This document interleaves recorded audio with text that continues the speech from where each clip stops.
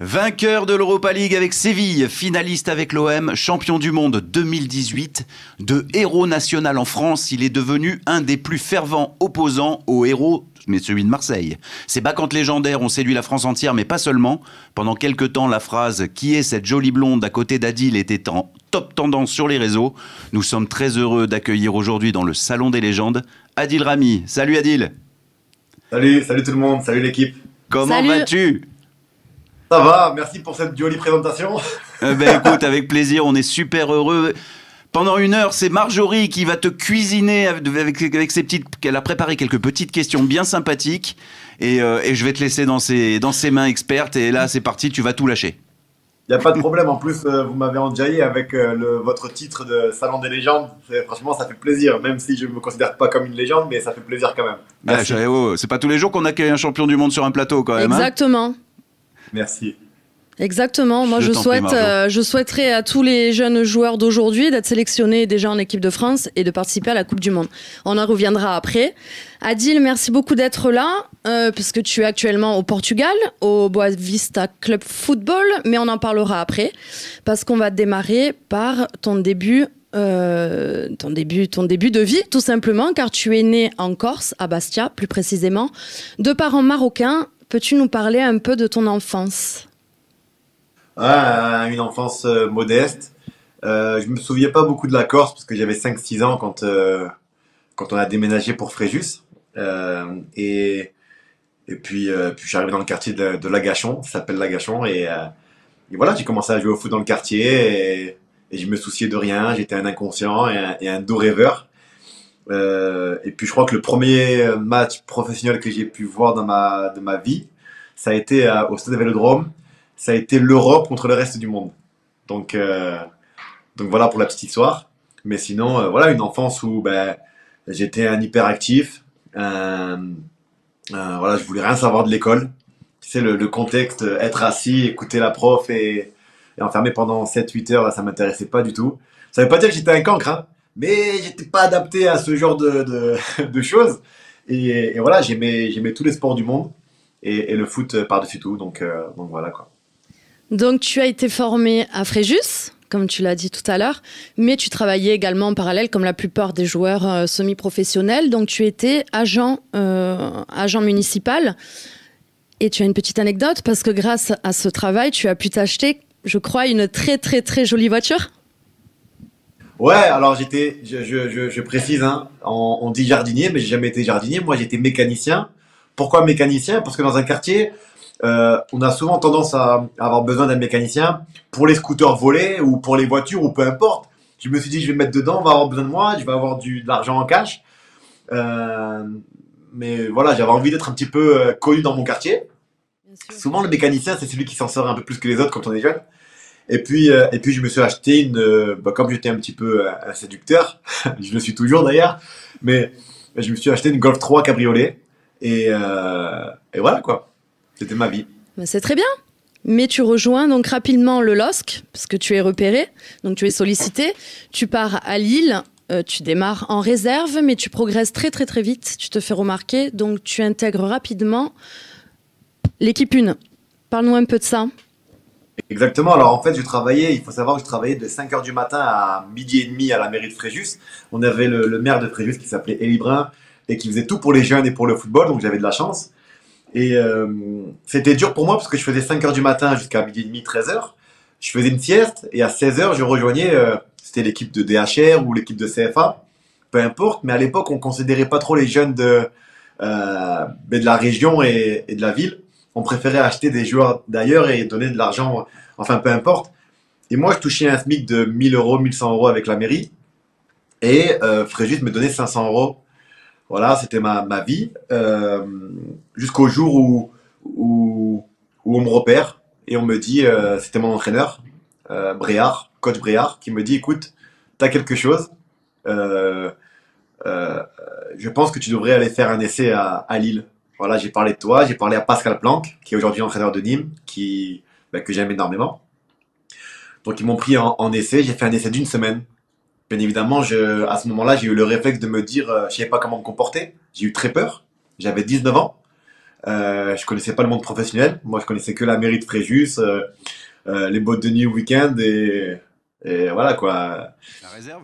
Et donc, voilà, voilà, vous avez compris quoi. Comme tout le monde, hein. Je connais. Et là, je me repose sur une idée. Je me dis, voilà, écoute, ça sert à rien de montrer autre chose. Tu sais pas dribbler, du moins, t'es pas un as de la technique. Alors, joue sur tes qualités. Alors, j'ai joué sur mes qualités qui étaient l'endurance, parce qu'il faut savoir que je suis très endurant, et sur l'aspect athlétique, physique, dans les duels et les transversales. Et c'est ce que j'ai su montrer pendant une semaine avec beaucoup de grinta. Et là, j'ai tapé dans l'œil de Pascal Plante qui me dit, bah écoute, tu vas revenir ou pas, on va voir. Et du coup, bah, je reviens à Lille avec les jeunes. Ils avaient tous 15-16 ans, j'avais 20 ans.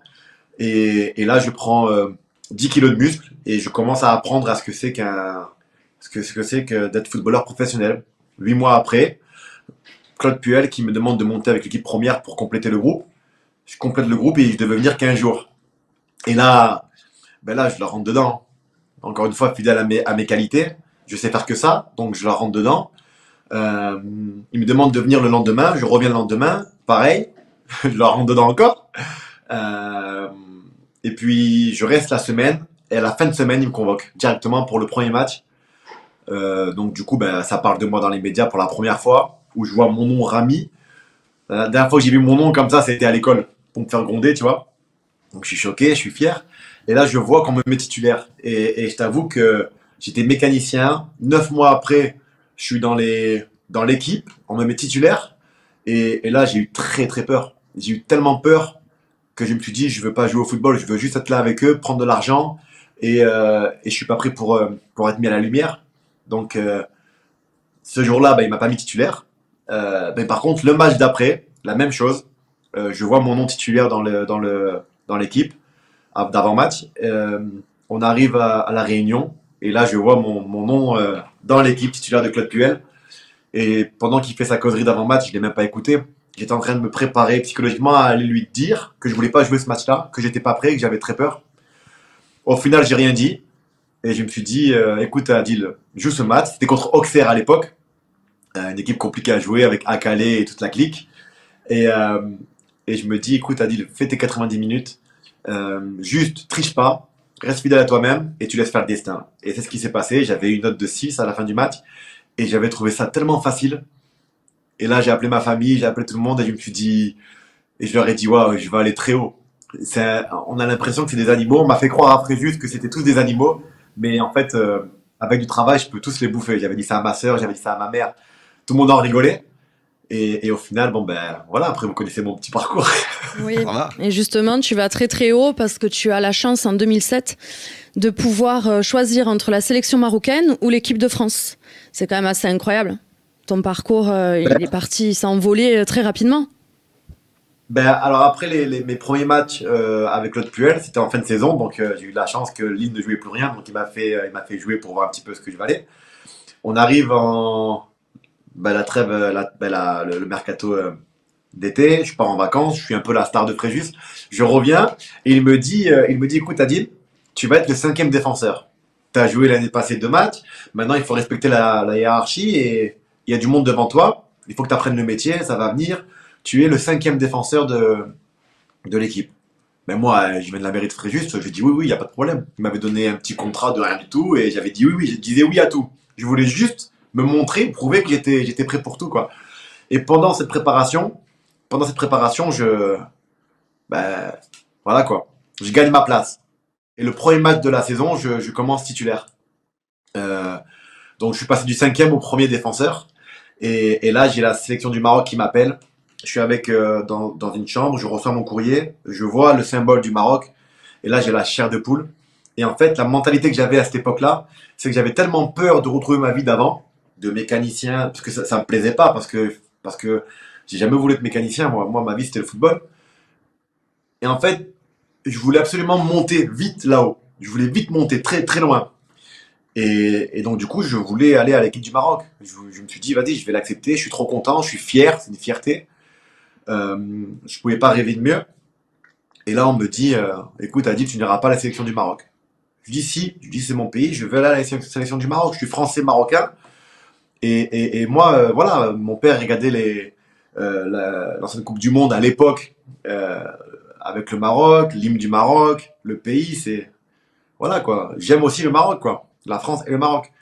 Sauf qu'à l'époque, je pouvais pas imaginer que la France, je pouvais intégrer la France parce que en étant mécanicien, arrivé à Lille, titulaire, c'était déjà trop pour moi. Donc le rêve de jouer en équipe de France, c'était impossible. J'ai jamais rêvé ça. Et, et là, on me dit que non. On me dit, en fait, Adil, tu t'en rends pas compte de ton potentiel, mais tu es qu'à 10%. Tu débutes dans ce monde-là, mais tu vas voir que tu vas devenir une machine et que les portes de l'équipe de France vont s'ouvrir à toi. Et j'y croyais pas du tout, donc je rentre dans ma chambre. J'étais avec Marco Maric, et là, je me suis mis à pleurer. Je me suis mis à pleurer, j'étais dégoûté, j'étais énervé, mais je peux rien dire. Je peux rien dire avec des mecs qui m'ont lancé en professionnel, donc je dis rien, je fais profil bas, et voilà. Et là, quelques temps après, je commence à enchaîner les matchs, et on me convoque en équipe de France. Et là, je dis, c'est pas possible. J'ai dit, j'ai vu l'équipe de France défiler en bas, tu sais, dans les infos, les noms, nom par nom, et je vois à un moment donné Ramé. Mais je me dis, mais non, ils ont fait une faute de frappe. Et j'ai vu Rami, pardon, j'ai vu Rami. Et moi, j'ai dit, c'est une faute de frappe. Ils ont confondu le I et le E. Ils ont voulu taper Ramé, mais ils ont tapé Rami, tu vois. Mais c'était incroyable. Cette journée, elle était incroyable. Donc, du coup, je suis appelé en équipe de France. Et là, je commence avec le temps à prendre confiance en moi et me dire que voilà, quoi. J'ai commencé à enlever mes barrières une par une et de me dire que je peux être quelqu'un de très important dans le monde du football. Et ça a été le cas? Et ça continue, ouais. Parce que tu te fais repérer donc en étant au LOSC par l'Olympique de Marseille. Une première fois? Eh oui, c'est la première fois donc ils te veulent. En 2009, c'est ça? C'est ça, en 2009. Mais le LOSC refuse, bien évidemment, ils veulent te garder. C'est ça, il y a eu... moi, en étant de la région, Marseille, ça m'a toujours fait rêver. Je me suis dit que c'est le moment pour moi d'aller à Marseille. Et comme je te l'expliquais juste avant, je voulais vite aller très haut et défier tout le monde. Et Marseille, c'était le moment idéal. Il m'avait appelé en disant qu'il voulait faire Diawara Rami. À l'époque, c'était les meilleurs centraux de Ligue 1. Je ne vais pas me lancer des fleurs, mais j'étais plutôt bien, tu vois. T'es costaud, ouais, c'est clair. Merci. Et du coup, je crois que cette année-là, Marseille, ils avaient fait le... en plus de ça, je voulais jouer la Ligue des Champions. Je voulais découvrir la Ligue des Champions. Et là, on m'appelle, on me dit, ok, c'est bon, tu peux négocier avec Marseille. J'avais eu Deschamps à l'époque au téléphone. On avait eu carrément une discussion avec, j'espère te voir lundi matin à la commanderie, donc c'était quelque chose d'énorme pour moi. Et puis on m'appelle le dernier moment et on me dit, écoute, on ne peut pas se séparer de 2 joueurs cadres de l'effectif, donc on a décidé de laisser partir Bastos à Lyon. Et toi, on a décidé de te garder, tu as encore une progression à faire, donc, et là j'étais super énervé, mais énervé comme jamais.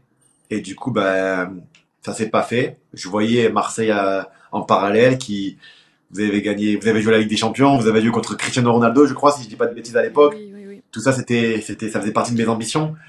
Mais après, le destin a fait les choses encore. J'ai une bonne étoile parce que je suis resté à Lille et j'ai pu progresser. J'ai pu continuer à être appelé en équipe de France et derrière, j'ai réussi à faire un doublé historique avec les Ch'tis. Donc, à partir de ce moment-là, je commence à me dire que j'ai une bonne étoile et que chaque chose en son temps. C'est comme ça que ça devait se passer, ouais. Exactement. Ouais, en parlant du doublé, donc en 2011, tu remportes le doublé, Coupe Championnat avec le LOSC, mais ensuite tu pars finalement à Valence, donc en Espagne. C'était comment là-bas? L'Espagne, parce que quand on connaît un peu le football, on sait que l'Espagne c'est extraordinaire. À l'époque c'était Messi, Ronaldo, et j'avais un discours où c'était les gars, moi je veux défier les meilleurs joueurs du monde. Voilà, c'était il n'y a plus de barrière, je connais le monde professionnel. Et maintenant, je veux les défier. Donc, du coup, j'ai quitté Lille. J'avais signé à Valence en décembre. J'avais eu une réunion avec le coach Garcia et il me dit, écoute, tu as signé à Valence. Bravo, c'est un très bon choix. Tu vas voir Mestalla, tu vas voir l'Espagne, tu vas voir les meilleurs joueurs du monde là-bas. Par contre, s'il te plaît, tu ne triches pas. Il nous reste 5 mois et on peut être champion.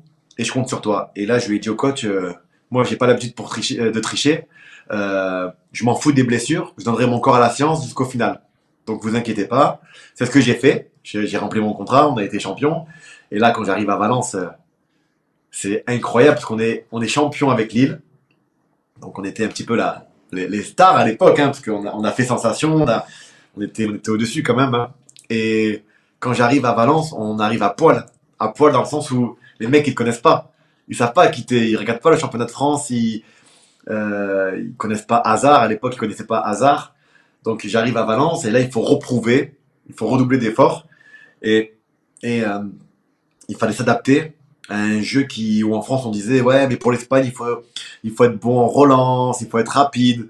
Euh, Tu sais voilà, ma force à moi, c'est que j'ai toujours su m'adapter, donc j'ai vite appris et ça s'est très très bien passé parce que dès mon premier match, j'arrive à marquer, j'arrive à mettre en confiance, j'arrive à gagner les supporters de Valence qui, pour ceux qui connaissent un petit peu le football, c'est des supporters très difficiles. Euh, donc, euh, donc je démarre très très bien, je marque beaucoup de buts dans la saison, je joue la Ligue des Champions, je crois que je suis à cette année-là, avec Valence, ça se passe très très bien parce que je crois que j'étais le joueur le plus utilisé en Europe, avec Messi et Ronaldo. Euh, et derrière, j'arrive à faire l'euro, mais carbonisé, mais j'arrive à le faire. Donc après, voilà quoi. Je suis content de ma saison à Valence, je suis content d'avoir défié les meilleurs joueurs du monde à cette époque-là. Euh, et voilà, c'est très, très très bien passé là-bas. Avant que tu poursuives, pardon, Marjorie, on va remercier nos deux partenaires que sont le SAT, spécialiste en crypto-monnaie, et Héros de Santé qui nous accompagnent sur cette émission, merci le Salon beaucoup. des légendes. Merci beaucoup à eux. Merci beaucoup. Et je te laisse poursuivre avec... Ouais, t'as un super parcours, mais ça s'arrête pas là parce que tu décides de partir donc en Italie pour découvrir la Serie A avec le Milan AC, mais pas que, parce qu'ensuite tu pars au FC Séville. Donc, tu retrouves le championnat espagnol et tu remportes une Ligue Europa. Ouais, alors le problème que j'ai eu dans ma carrière, c'est que c'est vrai que je me suis toujours lassé très vite et j'ai voulu toujours monter. J'étais un impatient. Et donc, du coup, avec Valence, si tu veux, après 2 ans, j'en ai eu marre. Et à cette époque-là, j'avais des Manchester City qui me contactaient, j'avais des très bons clubs. Le mercato s'est pas fait. Du coup, Galliani m'appelle et me dit voilà, on t'a toujours voulu, t'es un joueur que j'apprécie parce que Galliani il parle français. D'ailleurs, Galliani, une petite parenthèse, on discute un jour, on mange ensemble et on parle de Ligue des Champions et il me dit, il touche la tête comme ça, il me dit l'un des plus grands monsieur que j'ai pu rencontrer dans le monde du football, ça a été Bernard Tapie. Et moi, je m'intéresse pas un petit peu au passé, de ce qui s'était passé en profondeur, de leur duel de titans entre les deux. Et je dis, mais pourquoi? Il me dit, je sais pas, un jour peut-être je t'expliquerai, mais je crois que c'est un génie. Voilà, il m'avait juste dit ça, donc je ferme la parenthèse, et j'ai jamais su comprendre pourquoi. Donc, et moi, j'adore Galliani, un mec très très respectueux, donc du coup, quand il m'appelle, euh, je suis comme un dingue parce que quand j'ai commencé à jouer à Lille, j'ai fait une interview pour Stade 2 à l'époque et il m'avait demandé mon rêve. Et j'avais dit, moi, mon rêve, c'est de jouer au Milan AC et de porter le numéro 13 parce que j'ai toujours kiffé Alessandro Nesta. Et quand il m'appelle, je lui dis, ouais, moi, je kifferais venir et tout ça. Il me dit, voilà, on va te prendre en prêt et après, c'est à toi de faire tes preuves pour qu'on t'achète. Donc c'était quand même compliqué à accepter. Un beau défi. Ouais. Et à l'époque, je me sentais machine. Je lui ai dit, il n'y a pas de problème. Ok. Et est-ce que le numéro 13, il est libre? Il m'a dit, oui, il est libre. Donc moi, comme je suis à fond dans le destin, dans les énergies, les ondes, je me dis, ça veut dire que c'est le chemin que je dois prendre. Si le 13, il est libre et que je veux le 13 et que c'est mon rêve, il faut que j'aille là-bas. Donc du coup, je joue au Milan AC avec le numéro 13. Euh, j'assure au Milan AC avec des passes décisives, des buts. J'ai cassé quelques reins là-bas. Et derrière, il vient me voir et il me dit, écoute, Adil, tu vas partir en vacances. Je veux te revoir au Milan AC l'année prochaine. Il n'y a que lui et moi. Bronzetti, c'est un très influent, très costaud du côté du Milan AC et du Real Madrid. Et il me dit, Adil, droit dans les yeux, toi et moi, je te serre la main et je te dis, je peux compter sur toi, est-ce que tu vas jouer au Milan AC l'année prochaine? Et je lui dis, il n'y a pas de problème. Il me dit, tu vas pas à la Juve, tu vas pas à l'Inter. Moi, je te donne ma parole que je vais tout faire pour te récupérer parce que j'étais en prêt de Valence, quoi. Je vais me battre pour toi. Je lui dis, ok, c'est parti. Donc, il s'est battu pour moi. Il m'a acheté, je sais plus combien de millions, 4, 5 millions d'euros, peu importe. À l'époque, c'était kiffant parce qu'il y avait Kaka, il y avait Robinho, il y avait Balotelli, il y avait des noms. Donc, de jouer avec un ballon d'or, ça fait plaisir, même si c'était pas le Kaka du Real. Mais ça reste, ça fait plaisir quand même. en sachant que j'étais mécanicien de base. Et, et donc, du coup, je commence la saison. Mais j'ai senti la patate. Je me suis dit, Inzaghi, entraîneur, je dis, oula, avec tout ce que j'ai entendu sur lui, le copinage, le côté enfantin d'Inzaghi, voilà, et je le voyais faire son anniversaire en vacances avec des joueurs de l'effectif, faire la fête avec eux. J'ai senti la patate et c'est ce qui s'est passé. Donc j'ai joué, j'ai su marquer, faire des passes D et tout ça. Mais avec lui, c'est pas passé. J'ai eu du mal. J'ai toujours eu du mal avec des entraîneurs un petit peu vicieux et tout ça. Et donc du coup, en fin de saison, je fais mes années avec le Milan AC. Et en fin de saison, j'ai un contrat encore avec le Milan AC, et un beau contrat. Mais j'ai toujours privilégié le football, le temps de jeu, et la passion. Et là, on m'appelle, on me dit Unai Emery. Il me dit Adil, ça va et tout ça. Il me dit où est-ce que tu es? Je dis je suis à Dubaï. Bon, j'étais à Dubaï avec mon ancienne copine en vacances, parce que si on. Voilà, enfin bref. Et il me dit bon, fais pas trop la fête parce que moi je te veux. Il m'a dit je sais pas si je vais signer à Séville, mais je vois qu'à Milan, t'es pas très content avec Inzaghi. Est-ce que tu accepterais de me suivre peu importe où je vais? Je lui dis ouais. Retrouvailles avec Emery. Avec Emery, ouais. Je lui dis, je suis partant. Il me dit, avec moi, je sais comment tu es. Je sais que tu es foufou. Je sais qu'il faut te canaliser. Je sais que tu aimes le travail par-dessus tout. Mais je veux que tu retrouves l'équipe de France. Parce qu'à l'époque, je jouais plus trop en équipe de France. Je veux que tu retrouves l'équipe de France. Je veux que tu retrouves cette grinta que tu avais à l'époque. Et là, avec Inzaghi, tu l'as perdu. Donc, fais-moi confiance. Donc, si je reste à Séville ou si je pars en Angleterre, il m'avait dit ça à l'époque, tu accepterais de me suivre? Je lui dis, allez, c'est parti. Alors, il m'appelle 2-3 semaines après, il me dit, bon, j'ai décidé de rester au FC Séville, on vient de gagner 2 fois la Coupe d'Europe, l'Europa League.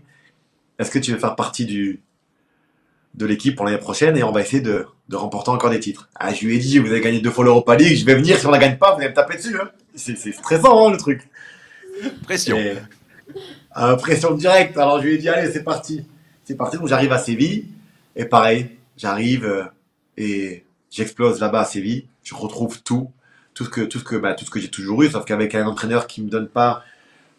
Moi, je fonctionne au feeling et je suis très sensible. Et c'est important la relation avec mon coach.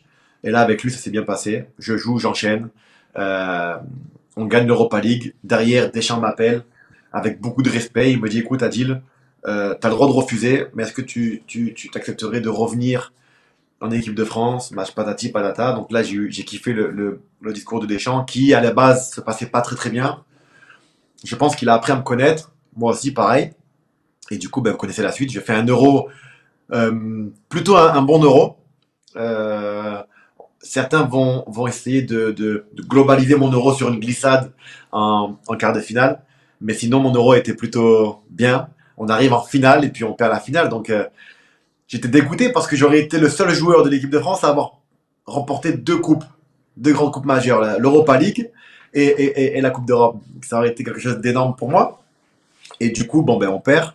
Derrière, j'enchaîne avec Séville et avec Sampaoli. Je pense qu'on en parlera tout à l'heure, non? On va en parler. De Sampaoli. Et ça se passe très très bien avec Sampaoli. Sauf que ça me lasse. J'avais envie de voir autre chose. Et là, je me dis que c'est peut-être le moment pour moi, avec la maturité et l'expérience, de venir à l'Olympique de Marseille, où je parlais avec le coach Garcia qui me dit, voilà, j'ai vu les problèmes qu'il y avait la saison passée à l'Olympique de Marseille. J'ai vu les chèvres avec la musique Beneil dans les tribunes. Et ça, c'était pour moi un moment où je me suis dit, bon, là, ils sont au plus bas, il faut que j'y aille. Et je remonte la pente de l'Olympique de Marseille, j'en suis capable.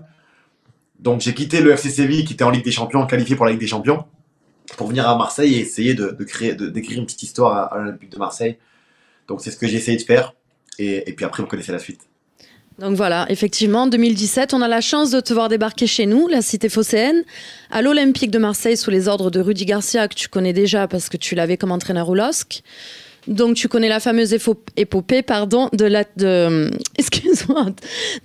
l'Europa League et la défaite contre l'Atlético, malheureusement. Voilà, t'en gardes un souvenir, je pense, assez amer. C'était très très dur. C'était à cette période, c'était incroyable en émotion parce que on perd l'Europa League, parce que c'est quand même beaucoup de pression, beaucoup de stress. beaucoup de joie en même temps. J'ai joué des finales, hein. Vous savez, quand tu joues une finale, c'est pas donné à tout le monde. Et on la perd, on prend un énorme coup, un énorme choc. Et le lendemain, on m'appelle pour me dire que je suis convoqué en équipe de France. Je crois que c'était le lendemain. Et quand on m'appelle pour l'équipe de France, je me dis c'est bon, je suis champion du monde. J'ai une vidéo dans mon téléphone avec un ami. Je suis dans la voiture avec lui et je lui dis c'est bon, on va être champion du monde avant la Coupe du Monde. Je le savais parce que c'était mon histoire. On pouvait pas être champion du monde sans moi. Je le sentais. Je peux pas l'expliquer. C'est comme ça. Et à Marseille, ça s'est bien passé parce que on avait une structure, on avait des idées, on avait des soldats dans l'équipe, on avait des hommes de caractère, on avait Ocampos, on avait un triangle. On a réussi à créer un triangle dont on parlait beaucoup. Et au début, c'était très compliqué pour ceux qui ne le savent pas entre Gustavo en 6 et il y avait Rolando et moi. C'était notre triangle et j'arrêtais pas de leur dire les gars, ce triangle, si on arrive à le créer, vous allez voir, on va niquer du monde. et avec Rolando, c'était compliqué parce qu'au début, on se disputait. C'est comme deux gorilles dans une même cage. Et je lui dis, écoute-moi. Il y avait Patrice Evra qui faisait un petit peu la police. Je lui dis, écoute-moi, je vais t'expliquer un truc parce que ça va me gonfler. Quand moi, je vais au duel, tu te démerdes à être près de moi et à me couvrir. D'accord? Parfois, je vais pas aller au duel, ça sert à rien d'aller au duel. Je vais gêner l'attaquant et toi, tu récupères les miettes. Et de l'autre côté, tu fais la même chose. Tu vas au duel, tu glisses, tu perds le duel, je suis là. Et parfois, juste, tu le bouscules, tu laisses passer le ballon quand je te le dis et on récupère le ballon et on garde la possession. Et au début, c'était compliqué parce qu'il voulait pas m'écouter, parce que je voulais pas l'écouter. Et puis, au fur et à mesure, ça a commencé très dur avec lui. Et puis, au fur et à mesure, on s'est capté et c'était super facile avec Rolando. Donc, avec Rolando et avec Gustavo qui arrêtait pas de nous dire les gars, quand moi je sors, venez, serrez derrière moi, tu vois. Donc on a réussi à créer un truc, je sais pas comment l'expliquer, mais c'était super important. Avec Rudy Garcia qui avait un très très bon discours à l'époque sur la première saison, où il disait bon les gars, on a 3 choses à faire très importantes en termes de défense collective. C'est sur les 6 mètres adverses, je veux nous voir tous bloc haut. Le deuxième, c'est quand il y a une touche dans leur camp, je veux qu'on soit haut. Et quand ils jouent vers l'arrière ou qu'on perd un ballon chez eux, je veux qu'on soit bloc haut. Et quand ils disaient bloc haut, on avait tous compris ce que c'était bloc haut. Et on étouffait les équipes comme ça. Et deuxième année, il a changé son discours et il disait pressing. Et un jour, je vais le voir. Je dis coach. Je dis, et c'est vrai qu'après c'était un petit peu tendu, mais je dis coach, il y a 2 choses qu'il faut savoir.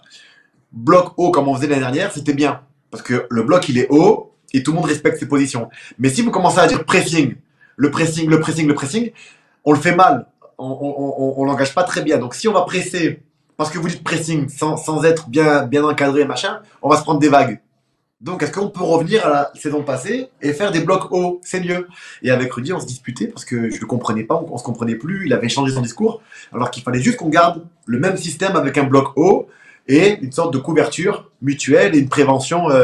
Voilà. Et donc du coup, première saison, ben voilà, on fait une magnifique saison. Solide. Et puis deuxième saison où il y a eu la Coupe du Monde, il y a eu ce choc psychologique pour certains joueurs. Pour moi, je vais parler que pour moi. Je pars en vacances, je suis content, je fais la fête. Derrière, on me donne que 14 jours de vacances. J'essaye de revenir en forme, sauf que moi, ben, mes qualités, j'ai besoin d'une grande préparation parce que ma qualité première, moi, c'est mon aspect athlétique, physique, et que j'ai besoin de travailler ça en début de saison pour être le meilleur en défense centrale.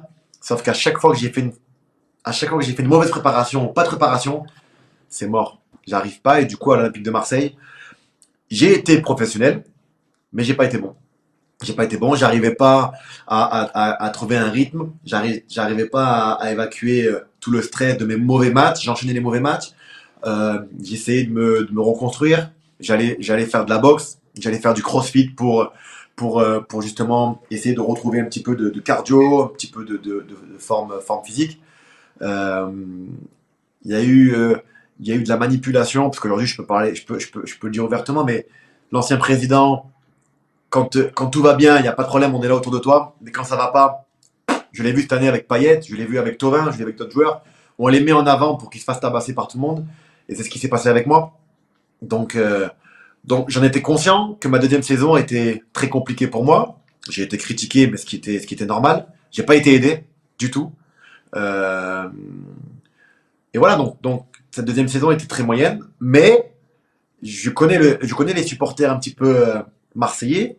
je connais un petit peu la mentalité marseillaise et je sais que tu es critiqué le lundi et que le mardi tu peux être idolâtré, tu peux être mais pour ça il faut du travail. Donc on a fini la saison moyennement, j'étais content parce que je me suis dit à partir de maintenant, je vais profiter de toutes mes vacances pour faire une énorme préparation physique et pour changer les avis de tous les supporters marseillais. Et j'ai fait ça. J'ai commencé à faire un travail extraordinaire. J'étais prêt physiquement, j'étais prêt mentalement. Euh, on a eu la remise des médailles. J'appelle le président, l'ancien président, et je parle avec lui. Et moi, je suis trop honnête, je suis trop sensible. Et jamais je pourrais, comme ils disent les supporters, mouiller le maillot, cassez-vous. Et moi, j'avais dit au président, voilà, je vous explique juste pourquoi la saison a été moyenne. Je vous explique juste qu'est-ce qui m'a dérangé, qu'est-ce qui m'a moins dérangé. Et vous faire part que je suis triste parce que j'ai pas été bon, j'ai pas apporté ce que je pouvais apporter sur le terrain, mais que je suis motivé, que je compte bien redevenir le patron de cette défense de l'Olympique de Marseille et qualifier Marseille pour la Ligue des Champions. On avait parlé, on avait discuté pendant au moins 1 heure au téléphone. C'était pendant les vacances. Donc, et il me dit, je suis très content de ton honnêteté, j'aime ce genre de mentalité, j'aime ce genre de personnage. On sait que tu es un leader, on sait que tu es un champion. J'ai aucun doute là-dessus. Donc moi, je pars après travailler, je fais ma préparation. Et quand je reviens, j'ai cette fameuse surprise euh, que je ne comprenais pas, que personne ne comprend. Et dans mon discours, j'avais dit, voilà, on va voir c'est qui le nouvel entraîneur. André Villas-Boas, pas de problème, je le connais, j'apprécie l'entraîneur. Mais que s'il y a un problème, peu importe le problème qu'il y a, les supporters ne me veulent plus ou vous n'avez plus confiance en moi, on en discute et puis je trouve un club. Et que je comptais pas rester à l'Olympique de Marseille s'ils n'étaient pas contents avec moi. C'est comme ça que je marche et c'est comme ça que j'ai toujours fonctionné avec les autres clubs. Et, et là, paf, trahison. On a fait croire à tous les supporters marseillais que j'avais fait une faute grave. Alors qu'il faut savoir que j'ai eu aucune convocation à ce jour, le lundi, ce fameux jour de Fort Boyard. J'étais pas ni convoqué ni attendu. Et les gens ne le savent pas. Il faut savoir que pas mal de monde, tout le monde sait que pendant mes jours off, on fait ce qu'on veut, plus ou moins. Et moi, pendant 2 ans à l'Olympique de Marseille, j'ai toujours fait du crossfit ou de la boxe. Et ça n'a jamais dérangé personne. Et j'ai jamais eu un avertissement me disant, dans ta journée off, tu as fait du crossfit ou tu as fait de la boxe, tu aurais pu te blesser. J'ai jamais eu ce genre de choses. Enfin bref, donc du coup, j'ai une journée off, j'ai les autorisations, j'ai les papiers, j'ai tout, en me disant, voilà, tu ne viens pas ce lundi, tu es off. Donc je décide d'aller bosser pour mon association qui me tenait à cœur. Donc je vais faire ce que j'ai à faire. J'ai aucun message en me disant où est-ce que tu es, pourquoi tu n'es pas là. Enfin bref, je suis tranquille dans ma petite life et dans mon petit truc. Je reviens le mardi matin à l'entraînement. Tout se passe bien. J'ai pas d'amende, j'ai pas de... Vous savez comment ça se passe. Hein. Et la saison continue. Enfin bref. J'attends qu'une chose, c'est de finir la saison et de pouvoir travailler pour pouvoir devenir le leader que tout le monde attendait de moi la saison d'après. Et du coup, il s'est passé ce qui s'est passé. On me vire et ça a été un choc énorme. Si vous voulez, j'avais tous les Marseillais, tout le monde contre moi, sans savoir la réelle histoire. On a manipulé les supporters marseillais. C'était le début des manipulations et ça a été moi la première victime. Je savais pas quoi faire, je savais pas quoi dire. J'étais perdu, j'étais triste. Pourquoi on fait ça à la personne la plus honnête et la plus gentille? Alors oui, j'ai pas été bon, mais pourquoi moi pourquoi j'ai payé autant? Pourquoi enfin, je me suis posé beaucoup de questions. Et alors, du coup, on a essayé de même mettre les bâtons dans les roues derrière. On a essayé de faire plein de choses pour que j'arrête le football. On a essayé de me faire baisser les bras, la tête. Ça a été compliqué, mais j'ai tenu bon. Donc aujourd'hui, je joue encore au football, je suis à Boavista. J'attends mon procès avec impatience. Impatience parce que je sais que je suis une bonne personne et que j'ai confiance au karma. Donc voilà, j'ai toujours été un professionnel. J'ai toujours été l'un des plus professionnels dans l'effectif marseillaise. À venir avant les entraînements, à venir pendant mes journées off, à l'entraînement à Marseille, à travailler. Sauf que la deuxième année, j'arrivais pas. J'essayais et j'étais dans un gouffre où j'arrivais pas à m'en sortir. Donc j'ai pas été catastrophique du début jusqu'à la fin. J'ai eu des périodes où ça a été mieux.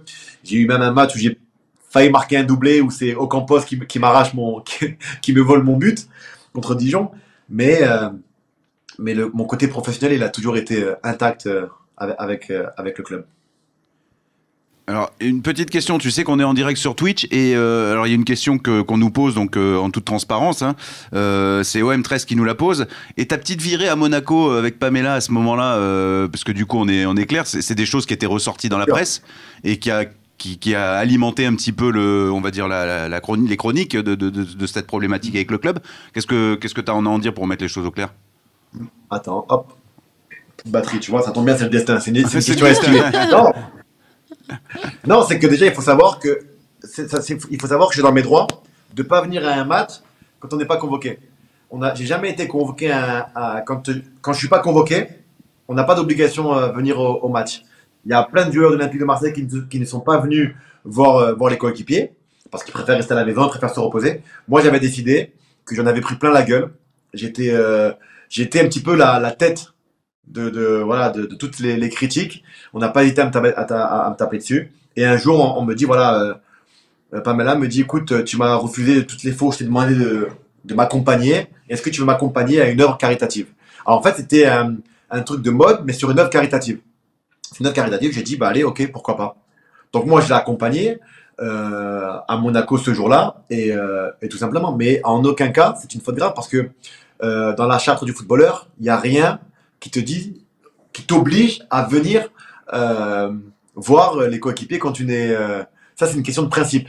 Donc moi, j'avais besoin de souffler. J'étais prêt pour ma deuxième saison.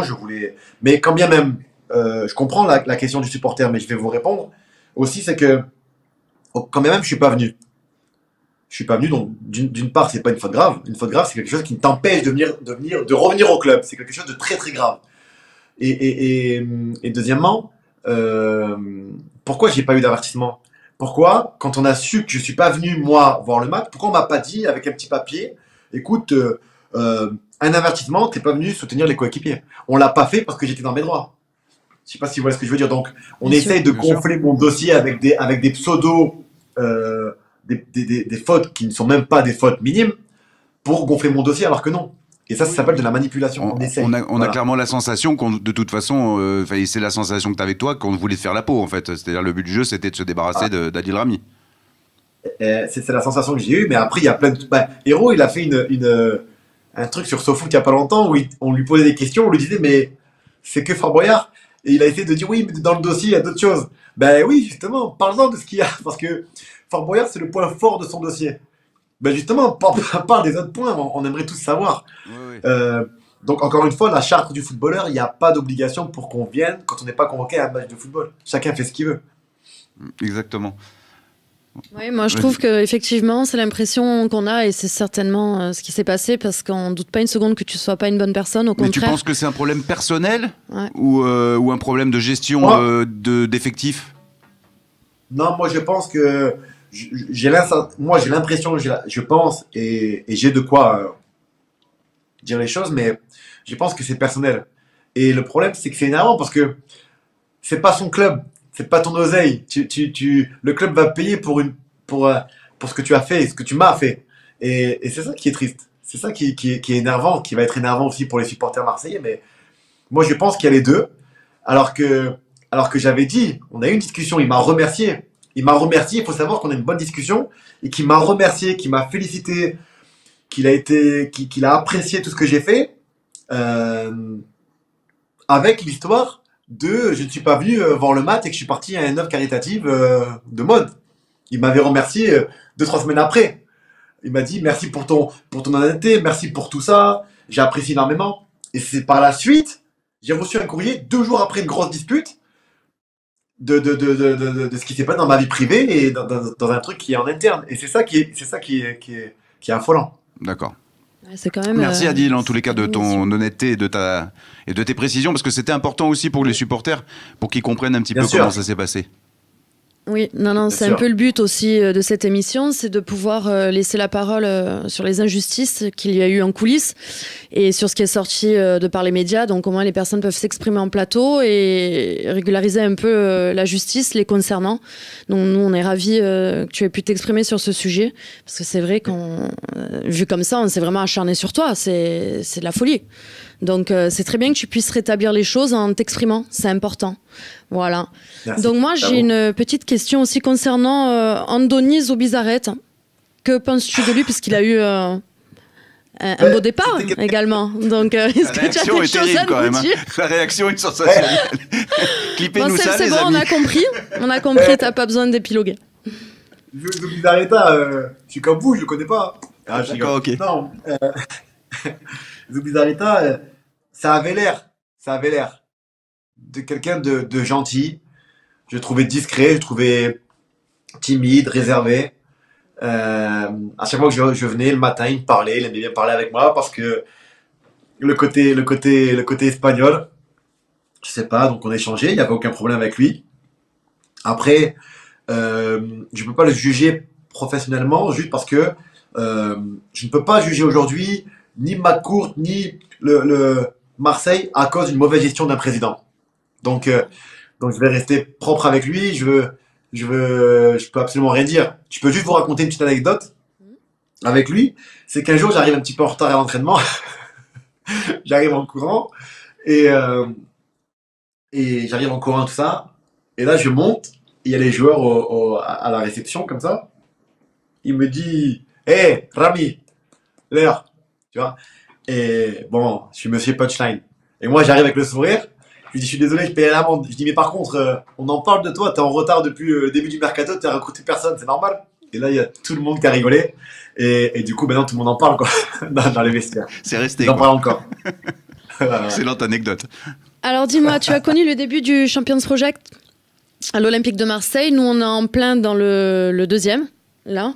Qu'en penses-tu? Qu'est-ce que tu penses un peu de tout ce qui se passe, donc du départ aussi de Hérault, de l'arrivée de Sampaoli, de tout ce qui se passe en ce moment? Voilà, je crois que tu as 20 petites minutes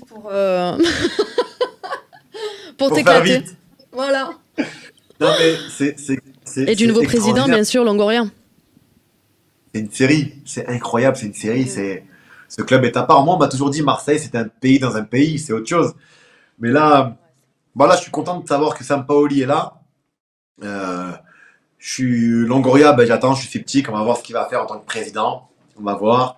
McCourt, son discours, c'est bien parce qu'il est ambitieux, mais il m'a dérangé quelque part parce que il a fait sa tournée. Il a fait une tournée où il disait à peu près la même chose.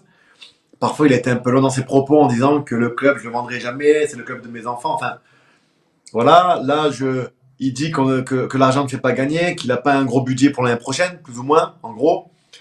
Là, j'écoute Longoria, j'écoute Sampaoli. Il dit qu'il veut faire il veut faire une équipe sur mesure pour Sampaoli, mais t'as pas d'argent, donc ça va être compliqué. Sampaoli, je pense qu'il va vouloir se reposer sur des joueurs fiables. Sampaoli, c'est quelqu'un d'ambitieux, c'est quelqu'un qui va apporter quelque chose de différent. Hier, bien évidemment, c'est pas un magicien, mais hier, on a vu quand même des choses qui ont changé sur le comportement, l'attitude, de la grinta. Moi, je savais que ça allait pas tenir longtemps parce que il faut de la débauche d'énergie et les joueurs sont peut-être pas prêts pour ça. Et hier, j'ai vu de l'envie, j'ai vu une équipe, j'ai vu des replis défensifs beaucoup plus intéressants que ce que j'ai pu voir auparavant. J'ai vu sur des centres des joueurs beaucoup plus ambitieux parce qu'ils étaient 3, 4 parfois dans la surface de réparation, donc ça montre à quel point tu es ambitieux, que tu veux gagner les matchs. Mais aujourd'hui, hier j'ai vu en tout cas une équipe de l'Olympique de Marseille qui a un style de jeu mais n'a pas encore les joueurs adaptés à Sampaoli, donc c'est clair qu'il va devoir recruter et qu'il va devoir changer son équipe. Donc il y a du travail. Maintenant j'espère que ça va matcher, j'espère que ça va le faire, j'espère qu'ils vont prendre des bons joueurs. Hier, pourquoi pas, parce que je sais qu'il aime bien changer, il aime bien jouer en 3-4-3, il aime bien changer 3-5-2, il change un petit peu, il passe parfois en 4-3-3, il alterne. Mais ça, il faut du travail, il faut surtout du temps pour ça. Donc il n'a pas pu le changer hier. Mais hier, j'ai pu m'apercevoir que on va servir des latéraux, mais qu'on n'a pas les latéraux pour. Lirola, j'ai bien aimé. Mais il faut, à l'Olympique de Marseille, des joueurs capables de casser des reins en 1 contre 1. Tu fais un changement d'aile, pour un changement d'aile, ça veut dire qu'il y a un joueur qui va être seul en 1 contre 1 avec le joueur adverse. Et il faut des joueurs capables de faire très mal en 1 contre 1. Hier, on a vu du côté de Rennes ce qui s'était passé avec Doku. Le mec transversal, boum, il contrôle, et il va directement fixer le latéral, et puis il leur a fait mal. Il leur a fait très, très mal. Et c'est ce qui manque à l'Olympique de Marseille, et c'est ce qui manque dans l'effectif de Sampaoli. On a eu des joueurs au milieu de terrain pas très pas très, on va dire, ballon. Et je sais que Sampaoli va vouloir des joueurs qui jouent au ballon, qui viennent chercher, qui se retournent. Deuxième mi-temps, j'ai vu à un moment donné, 10-15 minutes, les joueurs dégager les ballons, dégager. Ils détestent ça. Parce que si tu dégages, c'est un aveu de faiblesse. Et c'est surtout que si tu dégages, ça veut dire que tu vas devoir derrière presser, parce que c'est ce que demande Sampaoli. Et ça va être contradictoire parce que tu vas perdre du jus, tu vas perdre de l'énergie, puis après tu presseras plus, puis après tu pourras plus attaquer, tu pourras plus monter, et tu vas devoir subir. Donc il faut vraiment faire attention au style de Sampaoli. Et j'espère qu'il trouvera les joueurs adéquats pour son style en tout cas. Mais en tout cas, le projet, il a l'air intéressant, mais ça reste que des paroles et il faut voir qui compte recruter, qui compte. J'espère que Vidal ne viendra pas à l'Olympique de Marseille. J'ai entendu Vidal, je dis quoi? Pourquoi? J'espère parce qu'il a 34-35 ans et que aujourd'hui il faut arriver à trouver des joueurs beaucoup plus performants, beaucoup plus jeunes et qui s'inscrivent dans le temps. Tu vois, moi à l'époque quand je jouais à Marseille, je me rappelle, j'avais fait un match, on avait joué contre je sais plus qui, il y avait Thuram, le jeune Thuram, il était rentré 10 minutes. Et sur 2-3 actions, j'ai dit waouh. J'ai dit les gars, il est fort lui à la fin du match. On me dit non, on le connaît, certains joueurs, on le connaît chez les jeunes, il est vite fait. Et en fait, je pense que Marseille, ils auraient dû. C'est sur ce style de joueur qu'il faut parier. Ce style-là, c'est des Français, c'est des joueurs super talentueux. Les mecs qui vont s'adapter, ils vont respecter. Et voilà, exactement. Et ça, c'est l'erreur qu'on a fait. Je pense l'une des erreurs qu'on a fait à l'Olympique de Marseille, c'est de balayer ce type de joueur. C'est dommage. Et toi qui as connu Sampaoli justement à l'entraînement, là il aura promis du sang, des larmes, tu t'es éclaté à l'entraînement avec lui? Ouais, moi j'adorais, mais c'est vrai qu'il est toujours derrière toi. Hier on l'a vu, hein. Hier j'ai vu que les centraux ils étaient attentifs à ce que l'attaquant ne se retourne pas et qu'ils aillent manger comme ça sur les talons, H24. Ça c'était bien. En deuxième mi-temps, le défaut que les centraux a pu avoir et que Sampaoli déteste, c'est que, je sais pas si tu te souviens un petit peu, si tu as vu le match hier, qu'il y a eu de l'espace entre la ligne défensive et le milieu de terrain, où Rennes ont réussi à trouver entre les lignes les Kamavinga ou le Bourigeaud quand il est rentré. Et ça, c'est ce qu'il déteste. Il veut pas qu'on joue entre les lignes et que le défenseur reste à 3-4 mètres. Mais on peut pas trop leur en vouloir aujourd'hui aux centraux parce que c'est un nouveau système. Il faut pas oublier que l'équipe aujourd'hui, psychologiquement, elle est quand même fatiguée. Donc c'est dur pour les joueurs marseillais aujourd'hui. C'est dur pour Alvaro qui est un patron de l'Olympique de Marseille mais qui a été aujourd'hui mis en central droit. Et c'est totalement différent parce que tu es un pseudo latéral. Je pense que Sampaoli va essayer. Je pense même qu'il va mettre Sakai en défense centrale. Il va trouver peut-être son équipe comme ça en essayant parce qu'il va essayer par contre, hein, parce qu'il va changer, il va faire des trucs, il va en profiter. Il est dégoûté. Je veux pas être son porte-parole, mais je le connais, il aime les titres et il doit être dégoûté d'avoir perdu la Coupe de France parce qu'il aurait aimé venir et la gagner. C'est un compétiteur. Il l'a cherché, ouais. Il allait chercher. Moi, je suis très content d'avoir vu Rokia hier. Ça m'a fait vraiment plaisir parce que c'est Marseille. Il faut tenter avec les jeunes. C'est un jeune Rokia qui n'est pas en confiance. Le petit, il a des talents, il est rapide. Et je pense que si on lui apprend le métier, ça peut être tout bénéfique pour l'Olympique de Marseille. On a des jeunes comme Bouba Camara qui montent en puissance. Ouais, voilà. Mais dommage que ce qu'on fait avec Bouba Camara, on le fait pas avec d'autres jeunes. Qu'on les mette pas en confiance, qu'on les mette pas en condition. Voilà, je pense à Morgan Sanson, il est parti, mais c'est un joueur, on aurait pu, je pense, profiter plus de ce joueur-là. Et Morgan Sanson, on l'a jamais mis en confiance. Un jour il joue pas. On est là, on le respecte pas plus que ça. Rokia, bon maintenant il faut du temps parce qu'il est jeune, mais c'est pareil pour lui. Donc on les met pas en valeur. Certains joueurs qui méritent, on les met pas en valeur. On les fait pas travailler, donc c'est dommage. Mais ce que j'ai vraiment aimé de la part de Sampaoli aussi, c'est un détail super important, c'est il dit qu'il veut mettre en place aussi son idée aux jeunes, pour pas que quand ces jeunes-là montent en première division, quand en équipe première, soient dépaysés. Et ça c'est un détail super important de commencer à mettre tout le club sur les mêmes rails. Et ça, c'est très, très, très important. Oui, c'est fil conducteur. Tout le monde est dans la même optique, tout le monde va dans la même direction, c'est très important, c'est vrai. Il y a Bakaba 9 sur Twitch qui nous balance une question. Là, écoute, je te la pose telle quelle et tu y réponds comme tu veux. Salut Adil, tu nous disais que Mitroglou était super bon à l'entraînement, mais terriblement nonchalant, et tu disais qu'il y avait d'autres joueurs dans le même type. Lui, il veut des noms. Et comment expliques-tu que la deuxième saison se passe mal pour un entraîneur? Le groupe lâche systématiquement le staff. Pourquoi? C'est vrai qu'il y a un petit peu cette tradition à l'Olympique de Marseille où quand un entraîneur arrive, la première saison, ça se passe pas trop mal. Et la deuxième, ça part en couille. Ouais, c'est vrai. Alors pour Mitroglou, moi je suis un peu dégoûté parce que moi j'aurais aimé le voir plus jouer. Le mec, il a fait quand même une belle carrière. Et peu importe, c'est vrai il a un côté nonchalant. Il a un côté nonchalant. Mais moi demain, je travaille dans un club, je paye un joueur un certain salaire, un certain montant. Et le travail du club, c'est de l'optimiser. Tu te démerdes, toi, ton travail, tu dois l'optimiser. Tu dois le mettre dans les meilleures conditions pour qu'il puisse se sentir bien, pour qu'il puisse se sentir heureux. Le mec, il fait un match mauvais, 2 matchs, 3 matchs, 4 matchs, il est critiqué par les supporters, eh ben, tu lui donnes de la confiance et tu travailles sur son état d'esprit, sur tout ça.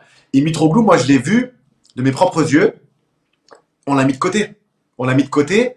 Ça a été, je crois, le meilleur buteur en termes de rapport qualité-prix. Ouais. Non, pas qualité-prix, mais de temps de jeu. Match joué, machin, pardon.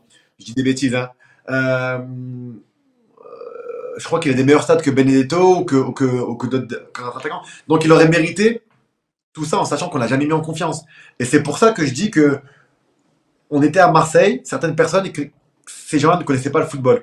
Mais tu dois savoir optimiser tes joueurs au maximum. Tu dois faire un travail. Tu dois montrer que l'Olympique de Marseille, c'est le plus important, mais que tu aides ces joueurs-là qui en ont besoin. Dimitri Payet, quand il n'est pas bien, on sait que moi, Dimitri Payet, j'adore ce joueur. J'aime ce joueur, je sais de quoi il est capable quand il est bien physiquement. Quand on voit qu'il n'est pas bien, c'est vrai que c'est une faute de sa part, il est en surpoids, eh ben c'est là où l'erreur, c'était de le mettre en avant pour que tout le monde le tape dessus. Tu sais? Alors que non, tu travailles à l'Olympique de Marseille, tu te démerdes pour le protéger et le faire travailler. Tu trouves une solution, t'es pas content, tu lui fais savoir, t'as un nom, t'es renommé, il n'y a pas de problème. Mais ici, c'est l'Olympique de Marseille, tu vas 1 semaine, 2 semaines, tu fais un travail spécifique pour perdre ton poids, c'est bénéfique pour tout le monde, et tu reviens. Et là, tu lui fais comprendre que voilà, moi c'est comme ça que je vois les choses. Et c'est pour ça que je suis triste pour Mitroglou, parce qu'on l'a laissé tomber. Alors que ce jour-là, j'ose même pas imaginer, si on lui donne un petit peu de confiance et qu'on l'optimise, je pense qu'on aurait pu en tirer bien plus que ce qu'on a pu faire avec lui. Pour moi, c'est de l'argent jeté par les fenêtres. Et du coup, la deuxième question, c'était sur les deuxièmes années. Ça, c'est l'Olympique de Marseille. C'est vrai que souvent, on fait une belle saison et après, à Marseille, ben, c'est comme ça. Le problème, c'est que j'ai l'impression qu'à Marseille, on complimente vite, on encense vite. Et parfois, quand il y a trop de compliments, ben, ça fragilise certains joueurs qui se laissent un petit peu aller. Et puis derrière, on s'enflamme. Et puis voilà, on s'enflamme très vite à Marseille. Les joueurs, les supporters. Et puis derrière, quand on a trop de compliments, ça fragilise et ça baisse automatiquement le niveau du joueur et tout ça. Mais après, je vais pas passer mon temps à défendre les joueurs. Bien évidemment, ils ont leur part de responsabilité. Et oui, je suis d'accord. J'ai vu des matchs, c'était catastrophique. Ça m'a même fait croire, mais avec de l'humour, que ma deuxième saison était plutôt moyenne au lieu de catastrophique. Par rapport à ce que tu as vu. Ouais. Ouais, mais parce que j'ai vu des comportements, j'ai vu des matchs, j'ai vu des choses, je me suis dit waouh, comment t'as pu me virer quoi. Enfin, bref. Et du coup, je pense que c'est important d'être soutenu, d'avoir des piliers olympiques de Marseille comme président, comme directeur sportif, des mecs qui t'entourent et tu sais que c'est solide. Quand tu sens des mauvaises ondes, l'énergie mauvaise, du vice, de la manipulation, les mecs ils perdent confiance et ils veulent plus. En quelque sorte, je sais que les gens vont dire ouais mais pour ce salaire-là, tu peux t'arracher, on te paye machin. Mais après il y a les liens, il y a l'énergie, les vibes, il y a tout ça et t'es dégoûté. T'es dégoûté de voir que ce mec-là en fait il se fout de toi et qu'il va te manipuler, il va te mettre en avant. Cette année on a mis Thauvin, Payet devant sur une pseudo dispute.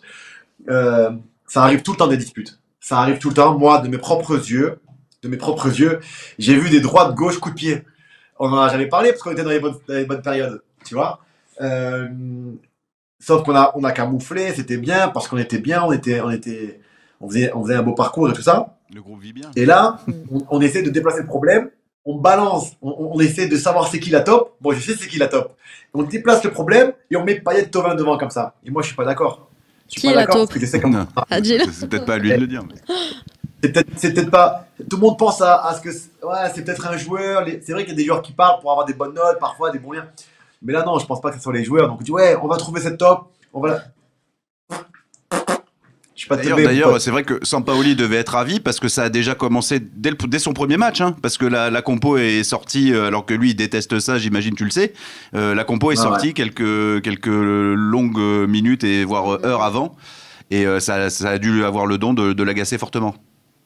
C'est dommage, c'est dommage. Après, tout ce qui s'est passé avec Sampaoli, tout le monde s'est focalisé sur lui, son style de jeu.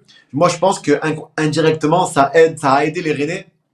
Ça a aidé les Rennais parce qu'on s'est focalisé sur Sampaoli, son style de jeu, la composition. Et à côté, les Rennais ont travaillé tranquillement. Ils se sont dit, bon, on va voir ce qui va se passer. Ils vont sûrement venir nous presser. On va rester disciplinés, bloc mi-hauteur. On va attendre, on va voir ce qui se passe, qu'est-ce qu'ils comptent faire. Et c'est un peu ce qui s'est passé. Donc je pense que c'est pas avantageux pour les Marseillais d'être aussi populaires parfois. Et je sais qu'on peut rien faire contre le fait de savoir les compositions avant. C'est comme ça partout pareil. Le seul truc que les coachs font, c'est de mettre plusieurs joueurs et de mettre jamais l'équipe type avant le match. Je sais que ça se fait beaucoup. Sampaoli, il a plus tendance à mettre l'équipe type et changer un joueur, voire deux grand maximum. Mais sinon, on va savoir l'équipe toujours un jour avant, normalement, plus ou moins. D'accord. Ok Adil, maintenant est-ce que tu peux nous parler un peu de ta situation actuelle, donc au club Boavista, et puis as-tu aussi en tête des multiples reconversions pour la suite? Est-ce que tu peux rester dans le milieu du foot? Moi j'ai galéré parce que si tu veux, après tout ce qui s'est passé, je suis arrivé à Fenerbahçe, on m'a mis les bottins dans les roues pour pas que je joue, pour d'autres choses que j'expliquerai beaucoup plus tard. Donc j'ai décidé de partir en Russie, je suis arrivé en Russie, c'était le confinement. C'était le coronavirus time, c'était incroyable comment c'était dur. Bon, mais il fallait passer par là. Donc, du coup, après, je rentre à Saint-Tropez, Fréjus, je fais une préparation et je me relance avec Boavista, un club ils ont fait 19 nouveaux recrues. Donc, j'ai eu la chance de rencontrer Luis Campos, qui est une personne extraordinaire, que j'ai toujours souhaité à l'Olympique de Marseille, parce que je connais à quel point il aime le football et surtout, il connaît le football. Et alors là, voilà. Enfin, bref. Et donc, du coup, j'accepte. J'arrive et c'est vrai que c'était compliqué parce que pendant le confinement, j'étais blessé au genou. Ça m'a pris entre 8, 9, 10 mois. J'arrive à Boavista et puis après, je fais des récidives sur mon mollet. J'essaie de me refaire une préparation, c'était compliqué. Mais là, aujourd'hui, je me sens bien. J'enchaîne les matchs. Je me suis refait mal, là, une petite blessure de 10 jours, ce qui peut arriver à tous les footballeurs. Mais enfin, je retrouve des couleurs, je retrouve un rythme, je retrouve des formes. Et ça a été super important pour moi. À 35 ans, c'est pas facile de relever la tête. J'ai su le faire et je compte bien encore continuer et m'amuser dans ce monde-là. Après, concernant mon avenir, je sais pas, vous savez, je suis un anti-case. En France, on aime bien voir le footballeur dans le football. Si on nous voit ailleurs, ouais, t'as rien à faire ailleurs, va t'entraîner, va jouer au football. Parce qu'on veut pas nous voir dans l'humour, on veut pas nous voir dans les films ou dans les séries. Enfin bref, peu importe. Moi, j'ai aucune case. Et j'arrive moi-même à me surprendre. Je m'en fous, en fait, de ce qui va se proposer à moi. Je vais m'amuser, je vais y aller tête baissée. Aujourd'hui, je travaille aussi avec RMC.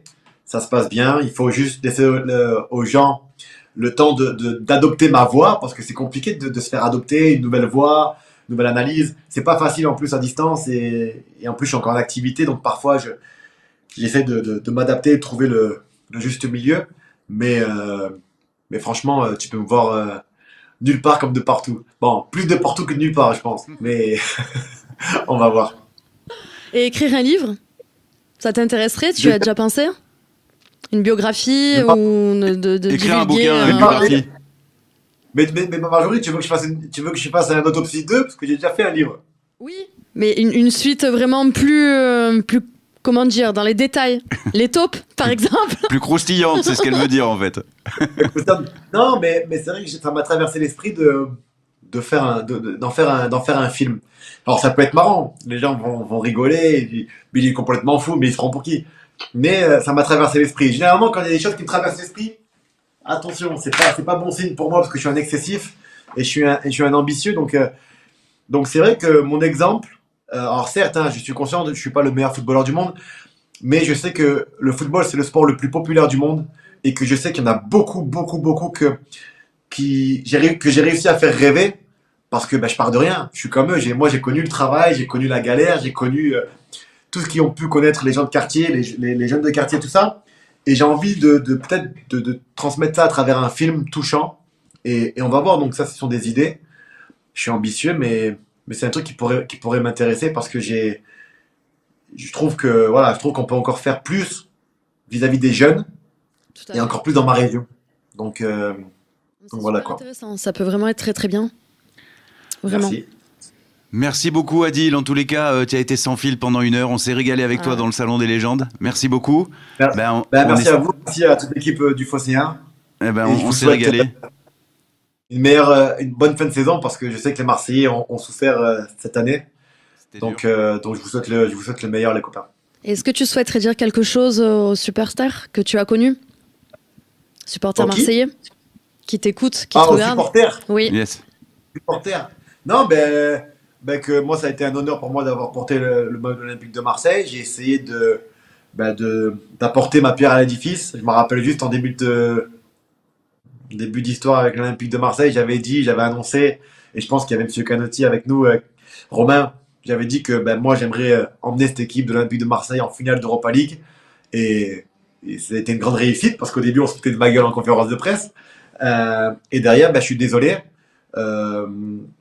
De cette deuxième saison, je sais que j'étais attendu, j'ai pas su, footballistiquement parlant, être à la hauteur de ce qu'ils attendaient. C'est plutôt un compliment parce que je sais qu'ils attendaient plus que moi, donc ça veut dire qu'ils croyaient en moi. Donc, mais après, c'est la vie du footballeur, il y a des hauts, il y a des bas. C'est comme ça. Je suis triste de pas avoir eu la chance de pouvoir me racheter. Donc ça, c'est pour moi quelque chose qui m'attriste énormément.